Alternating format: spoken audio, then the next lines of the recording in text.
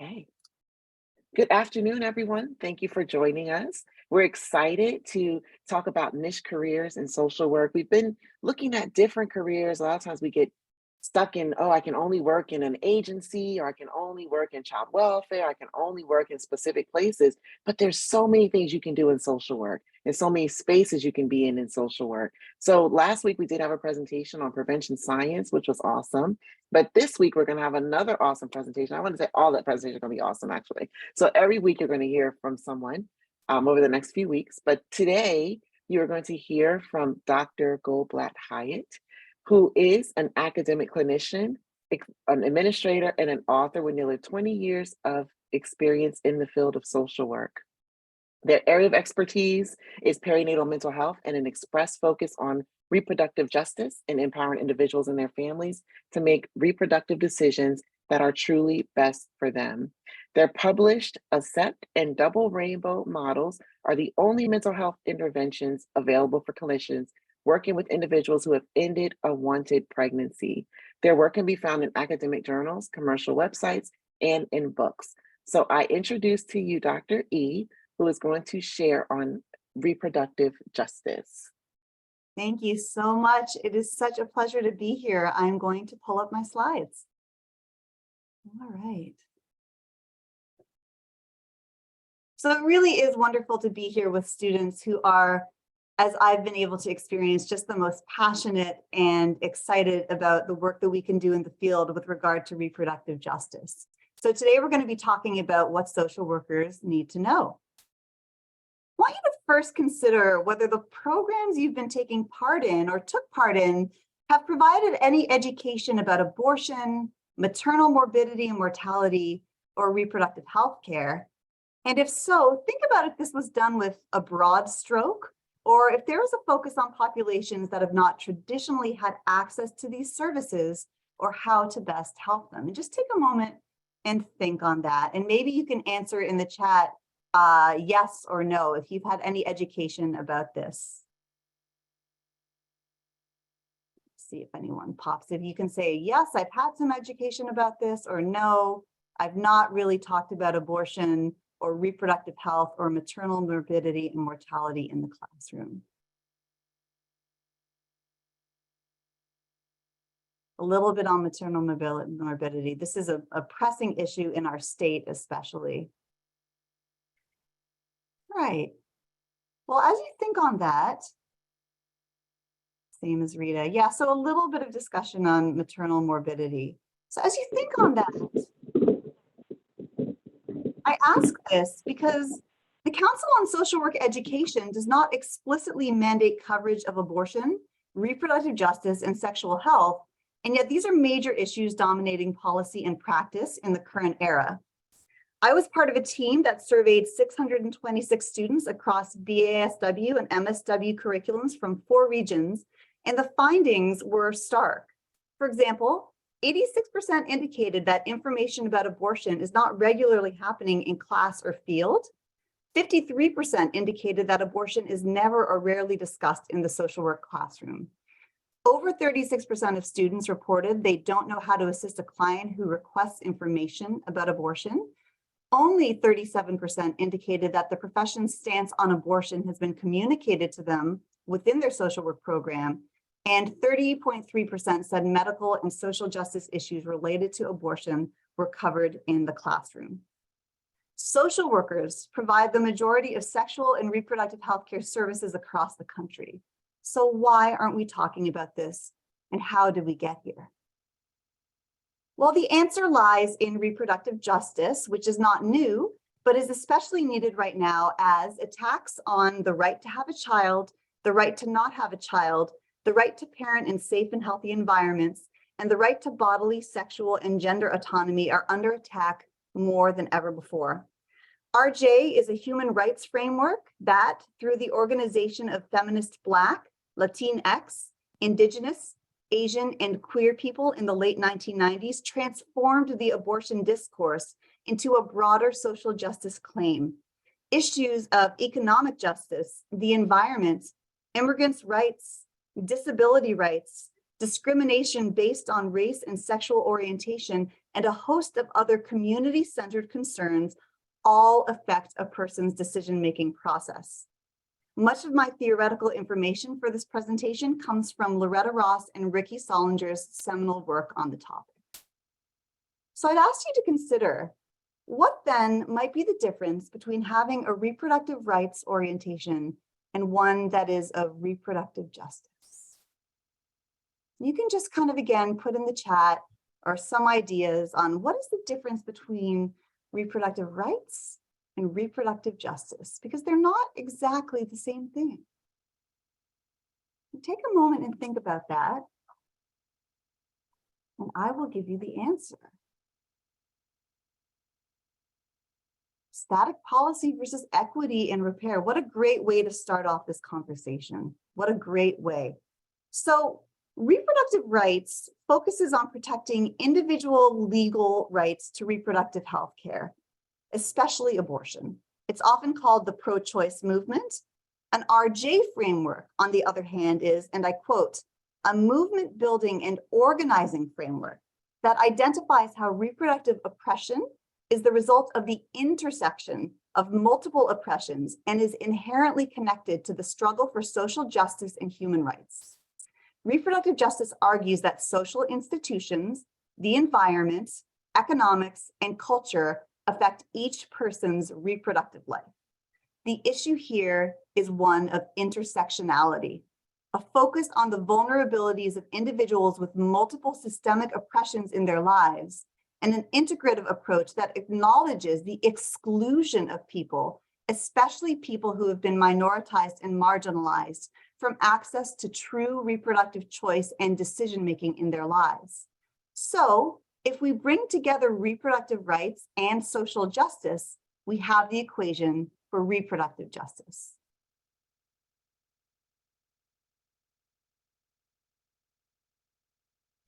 RJ focuses on questions that people ask when their reproductive lives are impacted. I'm pregnant. Can I stay in school? Do I have enough supportive resources to raise my child in a safe and healthy environment? Do I have enough money to afford an abortion? The answers to these questions have largely been dictated by a white supremacist culture that has dictated who can and cannot become a parent and under what circumstances. These trace all the way through the legacy of people who were enslaved, who were subjected to population control through reproductive subordination, through the removal of the indigenous from their land, to the dismantling of resources for reproductive care for people of color, such as midwives and doulas, through the settlement house movement's lack of focus on assisting Black people moving to cities, but rather focusing on white European immigrants and the poor, through the experiments of the so-called father of obstetrics, J. Marion Sims, on Black women in order to benefit white parents, and even social work's assessment of, quote, degenerate parenting and our involvement in the eugenics and sterilization movement, where we promoted coercive contraceptive and sterilization, relying on stereotyping as gatekeeping to family health and resources. Reproductive justice is a response and a pushback against these white supremacist forces and paternalism in order to empower communities and on-the-ground organization to invoke a true human rights framework. And it consists of 4 main tenets. These are the right to have a child, the right to not have a child, the right to parent in safe and healthy environments, and the right to bodily, sexual, and gender autonomy. I'd like to spend some time on the human right to not have a child. Historically, for those with fewer resources, abortion restrictions pose insurmountable barriers, while a privileged few retain access to safe terminations. The fall of Roe v. Wade returned abortion availability and accessibility to the hands of the individual states, and you can see that abortion is completely banned in 13 states now, with other states following suit, having bans as early as 6 weeks of gestation. Some states have no exceptions for rape, incest, or fetal anomaly. And while we know most people who obtain abortions live at or below the poverty line and already have at least 1 child, the Hyde Amendment, written in 1976 and still active today, bars the use of federal funding for abortion.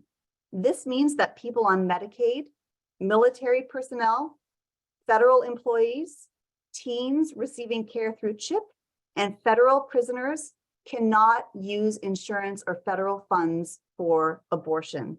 This means that for many, the ability to obtain an abortion depends on access to private funds, travel, childcare, and often time off from work. Any reason for abortion is a valid one, and we know that traditionally access to contraception has not been available to populations who have been minoritized and marginalized thanks to various government maneuvers. Similarly, the majority of research has found that between 3 and 9% of pregnant people experience intimate partner violence, and well-established risk factors include young age, single relationship status, minority race and ethnicity, and poverty. Samples of low-income, predominantly single women have rates of up to 50% likelihood of experiencing intimate partner violence. Further, with regard to abortion, new research indicates that bans will increase maternal mortality by 24%, as pregnancy carries a higher risk of death than having an abortion. For people of color, deaths would jump from 18 to 39%, as people of color are more likely to die during pregnancy. Being that today is Trans Day of Visibility, I want to acknowledge that there are also significant structural barriers faced by trans, non-binary, and gender-expansive people, and that includes lack of healthcare, negative healthcare experiences, and legal restrictions, making them more likely to induce abortion themselves without clinical supervision. We need to think about the impact on pregnant people's mental and physical health and what the implications of lack of access to abortion mean. And we need to challenge a society that relies on courts for personal healthcare decisions. Courts are often governed by elites and white supremacist forces, and using them to dictate individual rights leads to major disenfranchisement. For example, in the state of Texas, as a social worker or mental health provider, if your client needs an abortion, you need to consider whether you want to talk about it and provide resources, as if you're found guilty of helping an individual get an abortion in the state, you can be fined up to $10,000. Your client, if discovered, will go to jail. Yet, we know unintended pregnancy is associated with higher odds of pregnancy and postpartum depression, high preterm labor and lower birth weights, and exacerbates the risk of interpersonal violence in couples. We also know that in Texas, maternal morbidity and mortality is already a significant public health crisis. What would you do? This is one of the many reasons why we need to interrogate the systems that determine who can and cannot become a parent. Let's talk about the right to have a child. Once again, historical forces have severely limited and even made deadly for people of minority status the right to have a child. Consider the fact that in 2021, the maternal mortality rate for Black women was 69.9 deaths per 100,000 live births, 2.6 times the rate of white people. The birth justice movement argues and advocates that Black, pregnant, and parenting people be heard, listened to, and advocated for regarding their birthing preferences, as well as believed when they express concerns during their birthing experiences, as they are more likely to experience forced and unwanted birthing interventions. They're also less likely to receive pain medication or have emergent issues addressed by physicians. We saw this in the public eye when Serena Williams nearly died of a blood clot postpartum after being repeatedly ignored by her providers. But the environments in which women and pregnant people give birth may also be restrictive.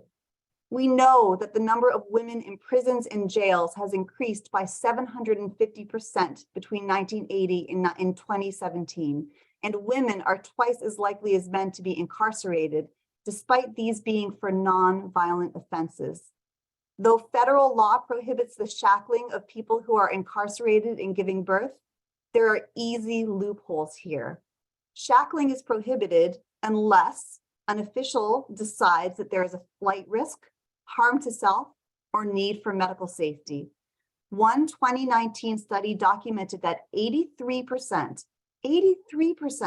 of perinatal nurses reported that the patients they served were shackled prior to birth, during birth, and postpartum.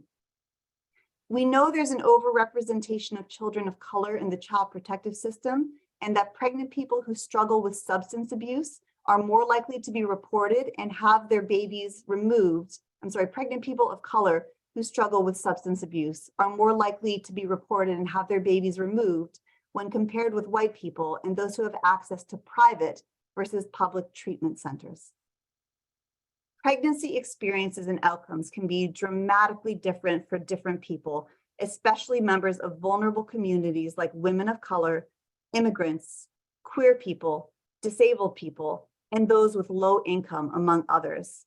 There's a pressing need to find solutions to improve care quality and access for racially marginalized communities. The US is plagued by maternity deserts. More than 2.2 million US people of childbearing age live in places where there are no hospital or birth centers offering obstetric care, and there are no providers. About 61.5% of these maternity deserts are rural, with fewer than 7% of obstetric providers practicing. Ironically, Texas has some of the highest amounts of maternity care deserts, while also the strictest abortion laws. Access to quality maternal care is a pressing need. We should also note the restrictions on queer people attempting to create families. These must not go unnoticed, but there has been great stigmatization and policing of how families are formed in today's modern age. Access to fertility coverage depends often on employer, job, location, transportation, and linguistic ability. Let's move on to the right to parent in safe and healthy environments. Freedom to choose to have a child is inextricably linked to the environmental conditions that shape children's lives. The third pillar of RJ emphasizes children's need for safe and healthy housing, nutrition, education, medical care, and clean water, air, and environment. Think of the recent train spill in East Palestine, Ohio, or the catastrophic storms and weather events that leave people homeless and many without resources to shelter themselves in safe ways. Think of the ongoing water crisis in Flint, Michigan, or even recently in the Philadelphia area with the city's water compromised and who had access to purchasing or acquiring clean water. The Bronx, for example, has one of the highest rates of childhood asthma.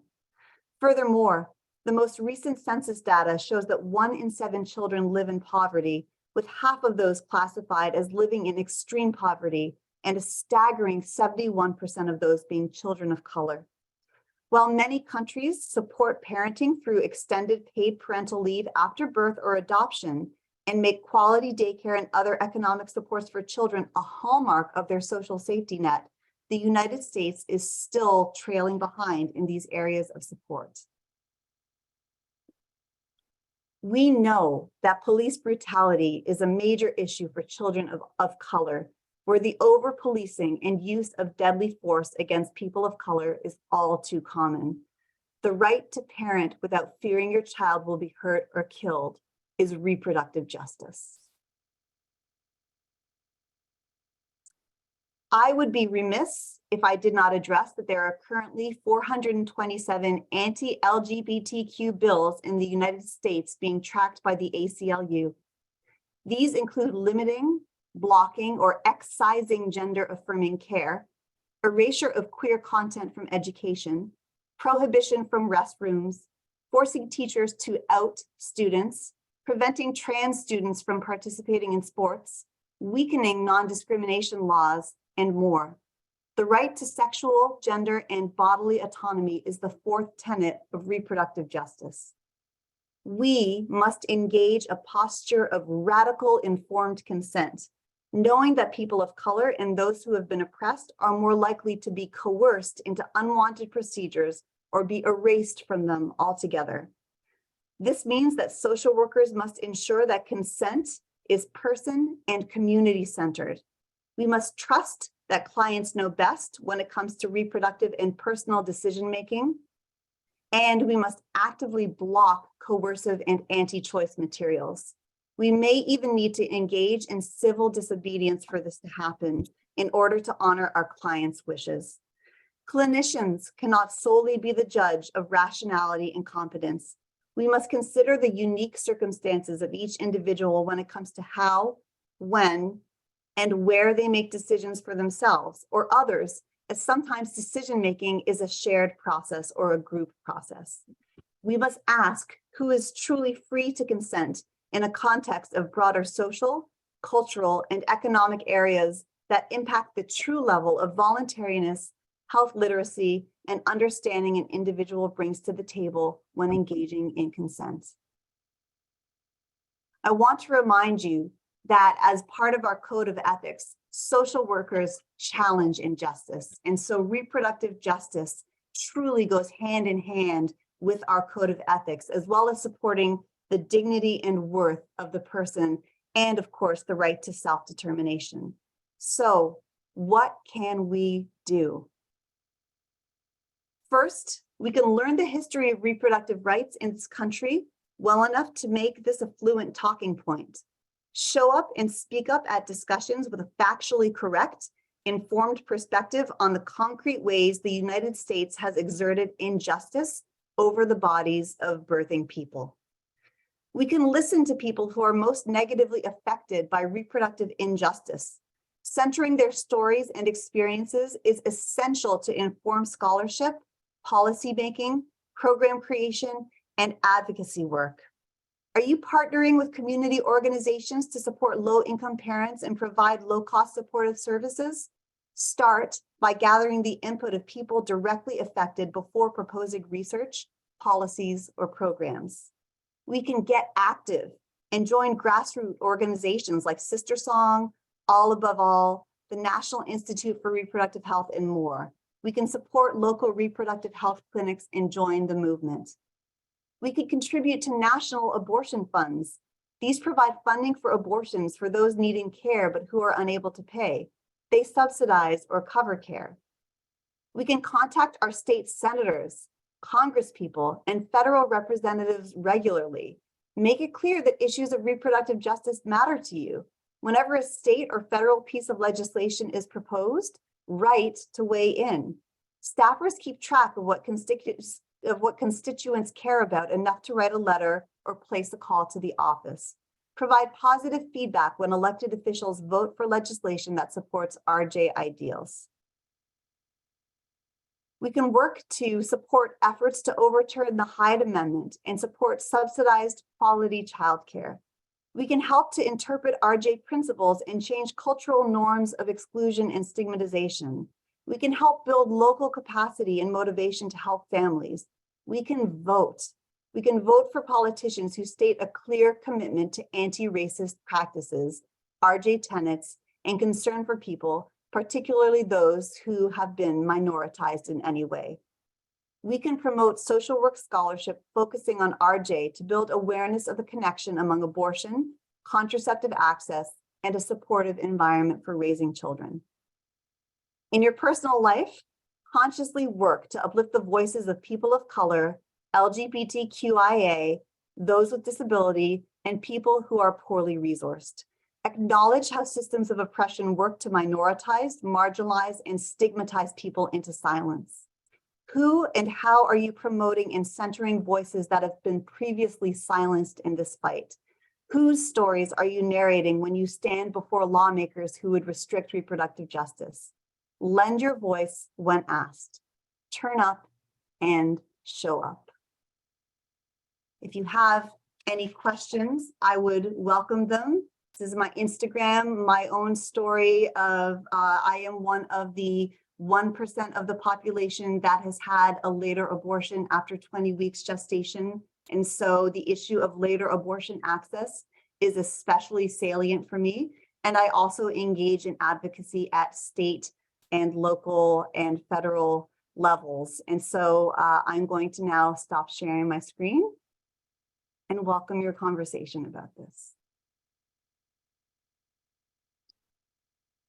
Thank you, Dr. E. This was excellent. I was jotting down some notes, but I want to leave space because I want you all, you heard a lot, to see what questions or thoughts or comments that you all have in this work that needs to be done. So I'm going to reserve my questions and thoughts and leave space for students to jump in.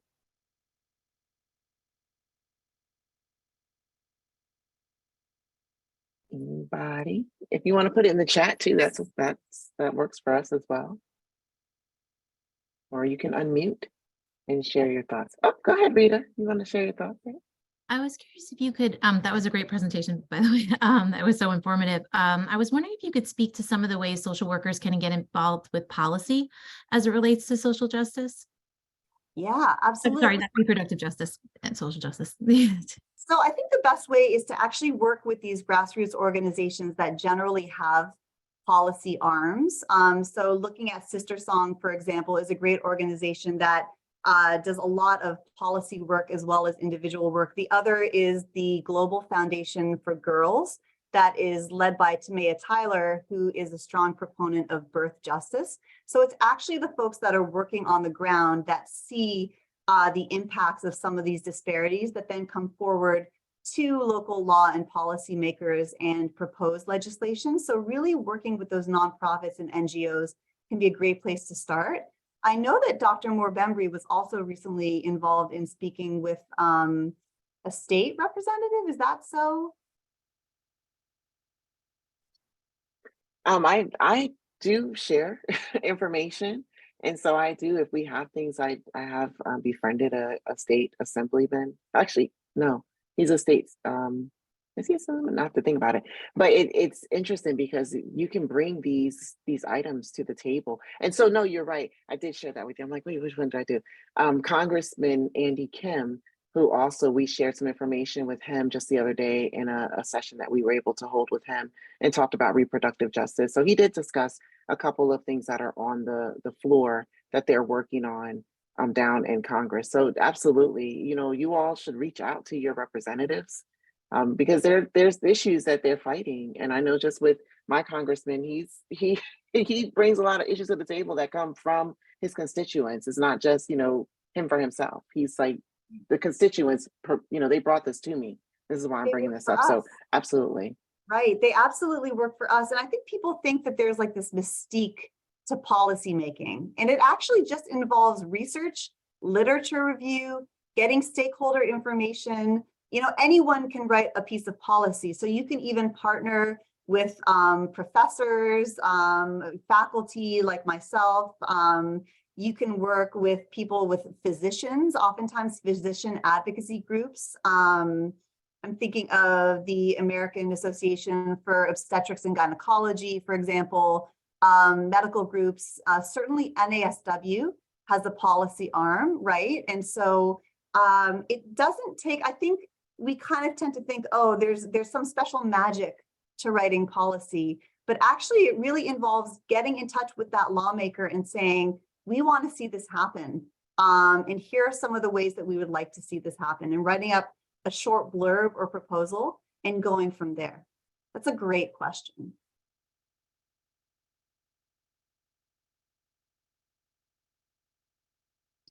No, this is good because I really think sometimes we just vote and then we just like, okay, and we hope for the best. But really in voting, there's a responsibility, and we should hold our representation accountable to what they said they were going to do.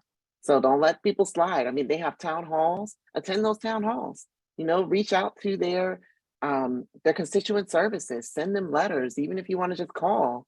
I mean, you never know where people stand. But I will say our congressman is he's very responsive to the community. And so he does respond to us, which I appreciate.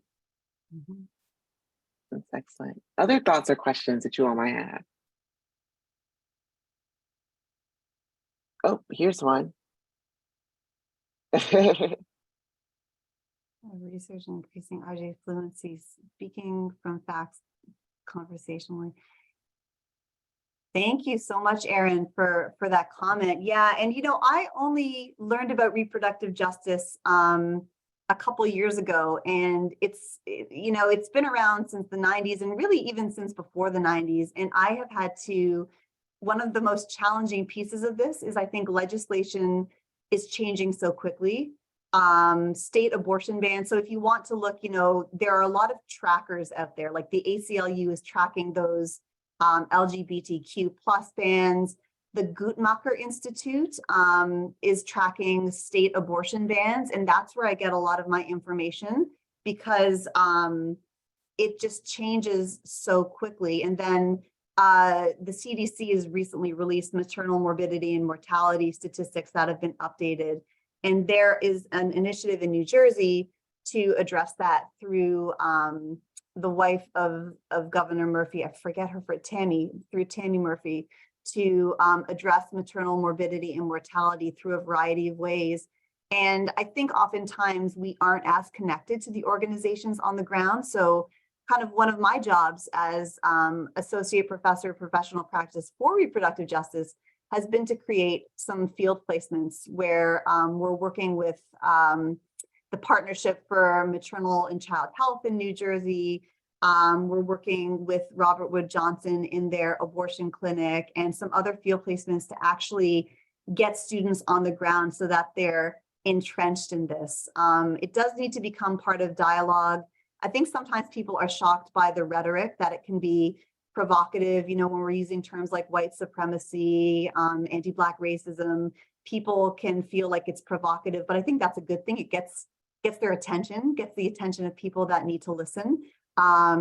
So absolutely, these are the terms we need to use. Yes, thank you so much for that comment. That's a good point too, though, Dr. E, because in New Jersey, there's been a lot of I don't want to say legislation, but there's been a lot of talk with the governor's wife. And so I do sit on a committee where we review perinatal in really like maternal health issues. And one of the biggest things was, and which you discussed in the presentation, was how people are treated. So we spent a lot of time over the last few years, I want to say the last 4 years or so, really just getting medical professionals to understand that the way you're treating people is racist. It's discriminatory. And so even in doing that, we got a lot of pushback from medical facilities. Like, we're not going to talk about implicit bias. You can't use that term. Like, they told us specifically, you cannot say implicit bias. You cannot say racism. They're like, it's triggering. You can't use that language when you speak to our personnel. So even in that, and you brought up the piece about Serena Williams and the situation that she had. New Jersey, I was looking this up. New Jersey maternal fetal mortality rates, the US average is 29.6 per 100,000 people, but New Jersey comes in, we are not the highest in the nation, but when you look at this, we are in the top 4 with 46.4 coming in, looking at the maternal fetal mortality rate. And a lot of that it's based on race. And just as you mentioned, Black and Latino women are 3 times more likely to experience maternal or fetal death because of the oppressive and discriminatory practices of the medical profession. So it's definitely something that just looking at, if you look up Tammy Murphy's initiatives, that's one of the biggest fights that she's been working on, is that piece of it. Absolutely. I'm actually part of an interdisciplinary continuing education group called Rutgers Innovation Project ECHO, and it is starting next week, and it is run in conjunction with the state, and it is all about training providers in the area of maternal health. And that is everything from managing postpartum hemorrhage to internal and or implicit and explicit bias to gender affirming care. It is a series that maybe I'll send around, that anyone that is working in the helping professions that has an interest with taking better care of our people, our pregnant and birthing people, might want to attend. And that was also something that was part of this initiative. Let's see. Nice. You have a question in the chat here. Do you have any suggestions on how to best support individuals negatively affected by reproductive justice on a clinical level? Yeah, absolutely. I think this is, it's funny and it sounds basic, but validation is so important because people will think, there is such an issue of powerlessness when you are a birthing person and you, let's say, did not consent to a C-section, but you ended up having a forced cesarean section, for example, and you felt that you really didn't have a choice, that you would have liked to have labored longer. But yes, Erin is saying there's this gaslighting, this structural gaslighting that happens, and people really, even myself, when I've been in a hospital gown, I know that I feel less empowered to advocate for myself, and I feel like doctor knows best. So validating that their experiences are real and that these structural racist forces really do exist is really a great clinical starting point. Sometimes we need to engage in trauma-informed therapy where people share their narratives and we really look to how their identities have been affected by the trauma. I'll also say when I work with people that have had later abortions, many of them want to tell their stories in some way, whether it's in an anonymous way or whether it is in a more public way. So making sure that they have safe ways to tell stories of what it was like to call for abortion clinics and tell their story over and over again, and all of them be overbooked, especially in this climate with patients and having to travel. There are people who, the impact of carrying a pregnancy for longer than you would want to, there's some significant psychological morbidity there. So we often have to engage in those validating, affirming strategies, making sure that people feel that the next time they have medical care, that they have an advocate with them. This is why the birth justice movement is so beautiful, hooking them up with doulas and midwives that can also be supportive and that are also part of culturally competent, or I should say culturally humble care is very important. That's a great question too.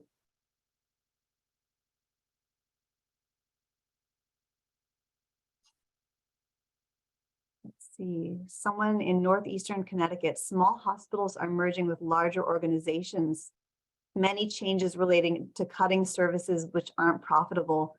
Several hospitals have or are proposing eliminating their OB and gynecology programs, threatening or creating decreased access to care, compounded by lack of public transportation. This is so real.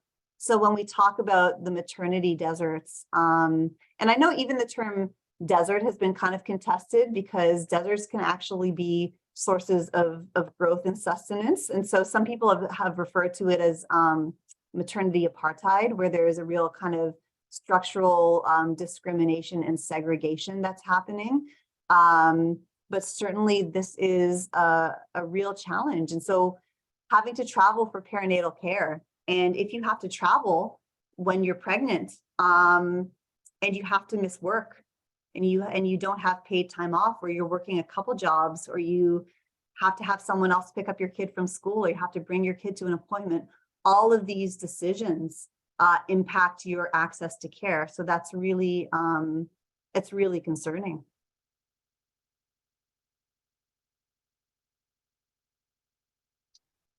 You mentioned something, Dr. E, during your presentation about social work's involvement in the oppression of others. And I was just curious if you could just share a little bit more about that, because I mean, I think we have to come to terms with that. And you mentioned about using, this was talked about earlier on in the chat too, is we have to use the terms of what's actually happening.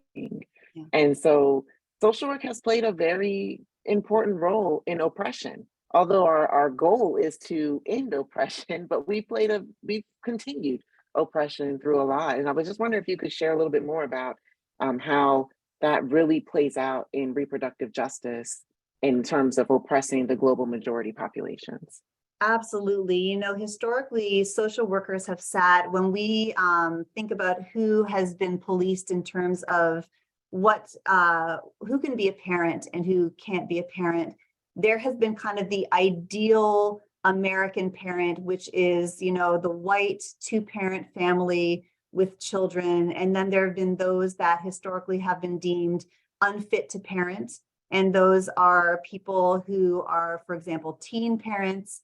Those are parents of color. Those are parents that are involved in the criminal justice system, and those that social workers have been called to assess in the past according to, quote, feeble-mindedness. So there was this whole movement as to determine if a person was not intellectually intelligent enough to parent, or if a person had multiple children, they were more likely to be coerced into sterilization. Social workers were involved in hospital programs of coercing patients who went for obstetric care into being sterilized, for example. And they sat on these eugenics boards, basically saying, well, this person has a low IQ.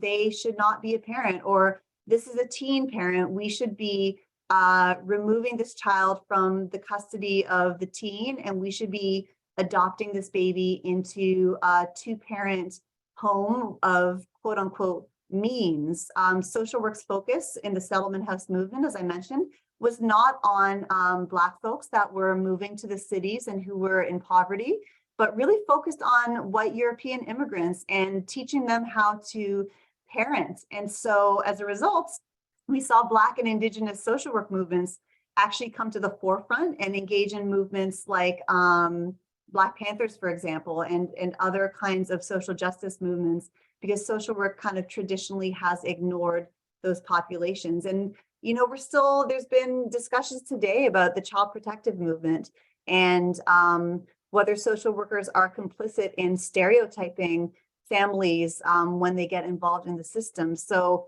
we want to educate our students, and we want to have you come with an anti-racist perspective. And yet there's just a disproportionate amount of harm that we have done as a profession. So I don't know if that answers your question a little bit.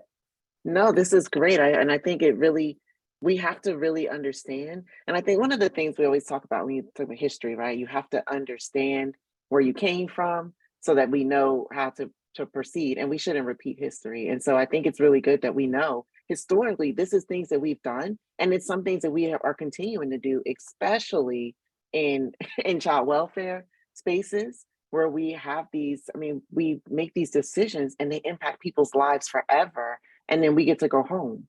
And so I think it's really important to really bring this up and share that history. Yep. Oh, I see Rita's hand up there. I have lots of questions. I have another one, sorry. My question's kind of twofold. Are there any organizations that you really trust to look for when we're doing research in the area, if we want to become more well-informed, like trusted organizations for research? And then the other part of the question is, are there any ongoing research studies that are going on in our area that social work students like myself and others interested in the area could be part of? Great question. So I'm putting the name in the chat of the Guttmacher Institute. They are a think tank, and they follow all aspects of abortion and contraception and sexually transmitted and infections. And they actually do it globally, because reproductive justice looks different on a global perspective. You know, today I was focusing on the United States, but certainly when we look broader, we see things like forced marriage as an issue in other countries. And Dr. Morbembry is also putting the governor's office, yes, Nurture NJ is Tammy Murphy's initiative for really addressing this. So those are great. That is a great question about current research that's being done. I am part of a reproductive justice special interest group from SWR, which is the Society for Social Work Research. And if you were to email me after, I could put you on that listserv, because there are students, there are professors, and they're all engaged in some type of reproductive justice work one way or another. And it would be great to actually issue a call to them to say, hey, we have some MSW students who are looking to get involved in research. So certainly we could do that. Thank you. Thank you. Yep. There's my email in the chat.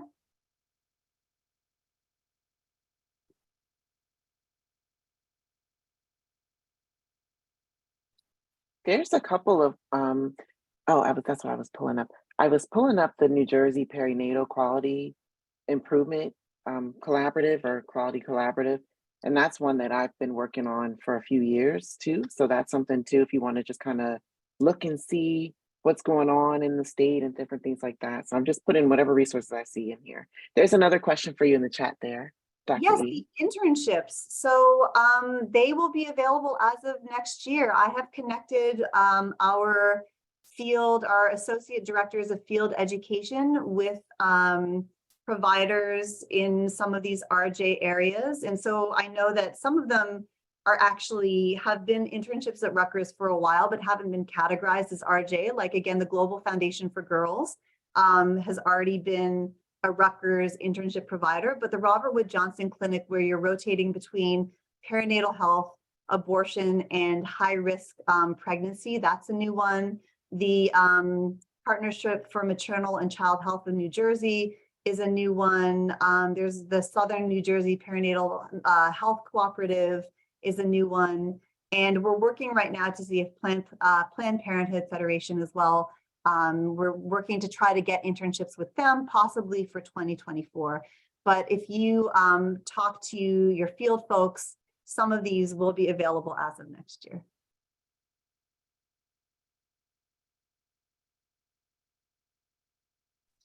I'm just putting in resources. The last one I put in was from the Center for Reproductive Rights. And you can see the Women's Health Protection Act bill that they're working on down in DC. So just, these are some of the things just noting, like finding these resources and connecting with people and talking and getting on some of these lists to get information and being able to connect with these resources. So I think it's excellent. And that Women's Health Protection Act, we call it WIPA, and WIPA has been repeatedly brought forward and has failed repeatedly. And so the hope is to really codify reproductive rights into state constitutions and really the federal constitution after the fall of Roe v. Wade. But the more support that WIPA has for it, the better. Dr. E, we see I want to say it was just yesterday or so, I think it was Iowa, who passed their laws, and just thinking about that for students who are observing these legislations get passed. And we know we often say, contact your legislatures, do these things. Is there anything else you could say to students to say, here's some other things you can do to get involved with some of these policies and these laws that are happening across the nation? Yeah, again, I think really partnering with those on the ground organizations, those grassroots organizations, and, cold calling and introducing yourself and saying, I want to be part of the advocacy movement is really important. And also, I know that funds are extremely tight for people, but donating to abortion funds is also extremely important because there are folks out there, again, who have to decide between putting food on the table and getting an abortion. And we know that the later in gestation pregnancy goes, the more expensive an abortion can be. And so if there is even, like $1 that you can spare for those funds. But I really do think, people are afraid of contacting their local representatives when they do work for us and actually calling and writing letters and saying that this is a constituent matters to me and I'd like to see change. And you can go to your local representative's website. They always have websites where they talk about their policy initiatives. And so, you can see how reproductive justice oriented they are or are not. And you can get involved or even attend meetings of, for example, the Global Fund for Girls. You can attend meetings of special interest groups.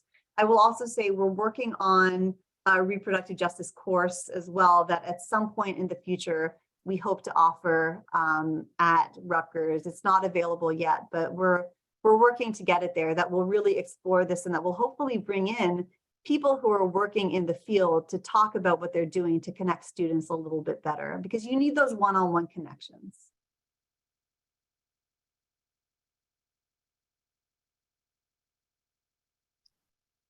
This is excellent. And I for me, I just I started researching and clicking and all these different things, but it's so much information that's out here. But there is a coalition here in New Jersey, Thrive New Jersey, that people can Okay. also connect with, and they have partners throughout the state. So if that's something that you're kind of thinking, like, you know what, I want to know of who's where, Yeah. they have a list of partners, and they have, I mean, they you can go on their website and they tell you all the different things they're working on. But really, it's their whole piece is about reproductive health policy in New Jersey, and that's their agenda. So it's important that we really connect with these groups. So Oh, and you know what? I forgot. We also have two doctoral students at the school as well, who are involved in especially the intersection between reproductive justice and intimate partner violence. And so if anyone wants to connect with them, they are very tuned in on the ground with doula and midwife networks. So I'm also happy to connect people with them. Rita. Last one, I promise. This speaks more to like the Rutgers experience. You asked that question in the beginning of your presentation, like, have we been exposed? I might be older than the average Rutgers student, like in the program. So I've had exposure, in my lifetime, but I, have found that it isn't really part of the curriculum, except for a little bit on maternal mortality and how it relates to race and social economics status. Are there ways in which you all or anyone else is looking to, besides the separate class, incorporate reproductive justice into the current coursework?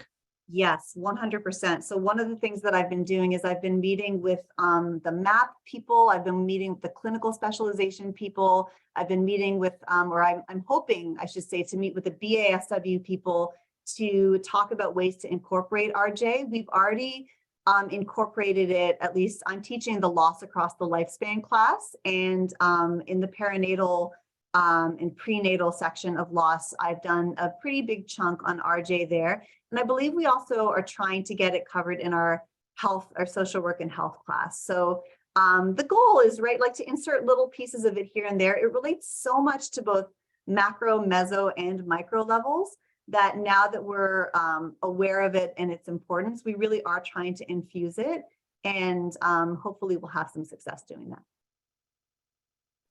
Thank you. so much out there, so much work that needs to be done. But I think, like you said, it's really getting us started, because we all hear, most people just hear abortion and they're triggered and they just shut down. But we're missing all these other pieces of reproductive rights that people are not aware of because they just hear the one word. So this is excellent. It's excellent. But we have 3 minutes, and we are respectful of your time because I know people take time out of their day to join these little quick chats and hear from them. But we will be here for just a couple of minutes if people had other questions or if they wanted to get other information. I did put Dr. E's email in the chat. If you wanted to connect with her, I'm sorry, if you want to connect with them, that's possible. So you can definitely do that. But yes, Aaron, you said opportunities for people to be looped in where they're not thinking. Yep, absolutely, absolutely. So definitely we can continue these conversations. But we'll stick around for just a couple of minutes. I'm going to